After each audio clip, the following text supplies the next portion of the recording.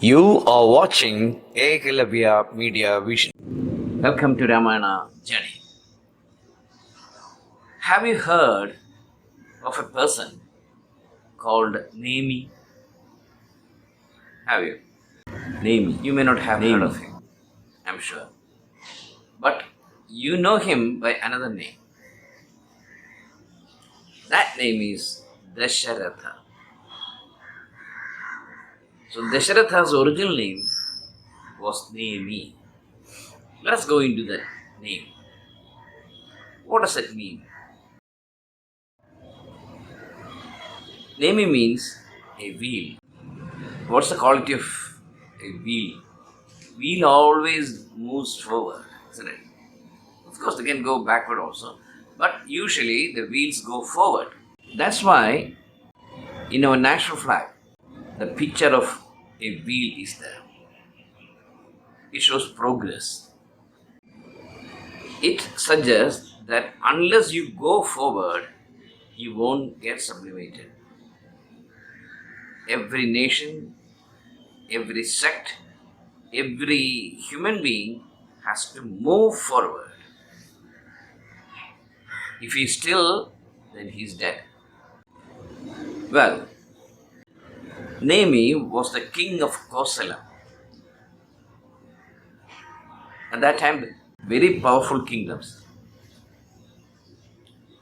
Kosalam, Mithula, and Kege. Dasharathan or Nemi was the king of Kosala. How did he get this wonderful name, Dasharathan? Well, the story is like this. Once the demons attacked heaven and started driving Devas away. They were on their heels. Demons are very Rakshasas, they are very cruel people, and they tried to destroy heaven. Then the king of Devas, Indran, had a ferocious fight against these Asuras, and that continued for many days. Participated in that fight, and he impressed everyone by his ability to run 10 chariots at a time. Usually one can try only one chariot, isn't it? But Dasharatha was such a great warrior, such a skillful warrior, that he could fight with 10 chariots in hand. And thus he got the name Dhasharatha. He won the war. And the title of Dhasharatha was bestowed upon him. Okay, let's see the symbolic meaning of these things. The first thing we understood when we started our journey with Valmiki is that there is abundance of goodness, there is abundance of knowledge and everything in every individual. Every man is a potential genius and every man is a potential saint. The journey to sainthood starts the moment you realize that you are just a toy in the hands of material glories and pleasures and desires. Yes, you have to move on. You have to change. If you don't change your concepts, then you will remain like this up to the end without any growth. If you go deep into the secret of universe, you can understand one truth. The Mahārishis say, life was born in the sea as Matsya, the fish. Then, millions of years it was like that. One day, a fish came to the land along with the verb and it didn't go back. The first hero of evolution.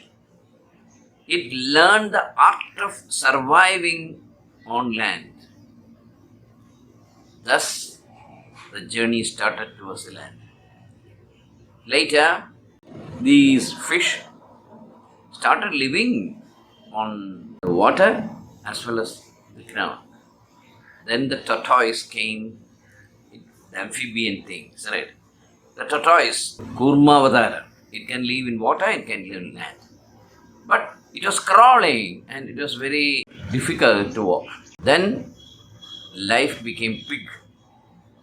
can walk in 4 legs. Then came Narasimha. It was an animal, but it stood up in 2 feet, like a man. And that was Narasimham. Then came Vamana. Vamana was not happy with all these things that the people give him. Love, money, food, sex, knowledge. He was not satisfied. He wanted to meditate and realize the fact that the world is not real. So comes the story of Mahabali. He meditates on, and before Mahabali, he becomes a giant. All these stories are symbolic stories to suggest how life becomes progressive. Now, we are in the state of Vamana. We have a lot of things in front of us. A lot of things that will give us pleasure, a comfort zone. But are we happy? 90% of the people in this world are not happy. They may smile, they may laugh, but can they smile internally? Are you totally happy with the body you have? Are you totally satisfied and peaceful with your mind you have? Are you very happy from morning till evening and throughout the night? If you are not happy, what's the meaning of life? Did we come to this world to cry? Did we come to this world to find fault of others? Dissatisfied, full of anger, full of inferiority complexes? Or did we come as a man to live as a prince in this world? Well, the evolution starts when Vamana approaches Mahabali, the great king. He could give anything to Vamana, but Vamana has only 3 feet of land. For what? For meditating. So, this is the story of a great evolution. And this evolution, as a human being, physically, stops with Vamana. And Vamana starts growing internally. The spiritual satisfaction that he has now is not even comparable with the pleasures. He is in the path of spirituality. So, you have to move. Nemi always rolls forward. If you want to practice sadhana, the first thing you should notice is this. You are moving forward. Like a wheel, move forward and forward and forward, forward in evolution. From the fish to the tortoise, from the tortoise to the pig, from the pig, then comes Narasimha, like that. You should be ready to change. Comfort zone is not a zone in which you can grow. Every person who has become successful in life lived in uncomfortable zones. Say, you want to go to Kochi and you are starting from Trivandrum. In the station there is a very comfortable chair and you are sitting in the chair, listening to songs and all that. Can you reach Ernakulam? Can you reach Kochi? No. You have to jump into a train and travel, then only you can reach Ernakulam. Like that, if you find happy in this comfortable zone that you have, you won't reach anywhere. So, be ready to move. Be ready to accept new challenges. Be bold to take different actions. Well, if you are ready for the change, if you really feel that there should be some change in my life, I should go spiritually, then you are a Nemi. There should be a strong determination in you to walk in this path of spirituality. Then you have become Nemi. And you become a Dhasharatha finally. How? See, these demons are the negative feelings and negative emotions and negative things that we find in abundance around us. All people are negative. They are not positive about anything. Just ask a boy how the world is. He will say, oh, it's difficult. You go and meet some people in the street and ask them, how is the government now? Then she will, oh, it's very bad. This thing, that thing.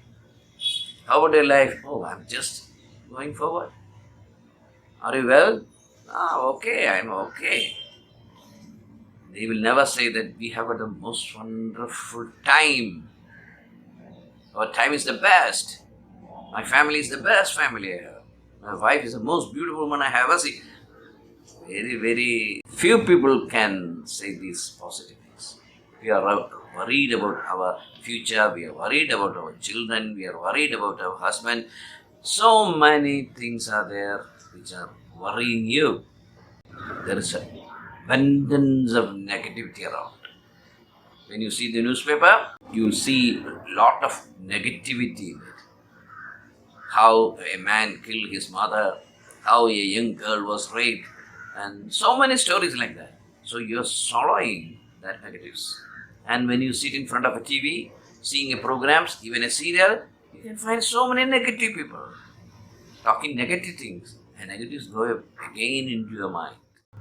Thus, you transform yourself into a negative person. The first thing you have to do is to become a positive person if you want to walk in the path of spirituality. How? By becoming a Dhasharatha. By controlling 10 chariots. The 5 chariots, your physical, your emotional, your intellectual, your intuition, and spiritual levels. Physically, you have to become strong, you have to become very healthy. You have to do it. Don't take it for granted that I'm okay.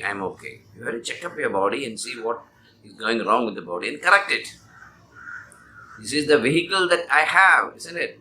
You have to think like that. I'm a soul, of course, I'm a soul, and I'm in this body, and I have to look after my body. Physically, emotionally. Attain confidence. Learn the great art of controlling the emotions. If you can't control your emotions, definitely you are going to be a big trouble for all people. You will be big trouble in your home, you will be a big trouble in the road, you will be a big trouble in the office, everywhere.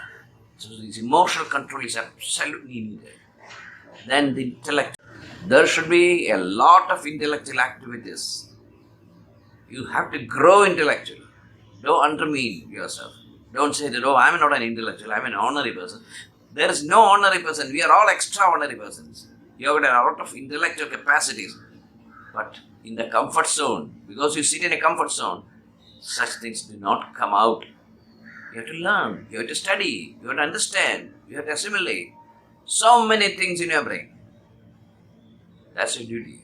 The brain is such a wonderful mechanism. The greatest computer ever built on earth is your brain. You have to use it. Grow intellectually. Don't remain as a dumb man throughout the life. Many people, as soon as they get their job, they throw the books away. They don't learn anything. They don't study anything. You have to grow. Then intuition and sixth sense. You have to develop your sixth sense. There is something that is hidden in our mind. The sixth sense. A precognition. Extrasensory perception, as the psychologists call it. You have to develop it. Then life will be very sweet for you. Then, of course, the most important, spiritual. Grow spiritually. Even if you are the richest person in the world and you have nothing to do with spirituality, your life is a failure. Even if you are the most handsome person in the cinema field and attracting so many millions, if you haven't grown in the path of spirituality, you are a big zero. Every human being has come to this earth to grow spiritually.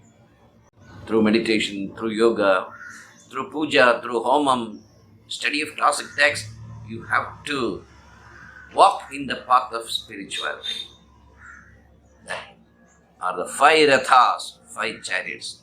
So in the fight between the negatives and the positives, if you want to win the war, if you want to destroy the negativities, have control over 5 senses first. Physical, emotional, intellectual, intuition, and spiritual.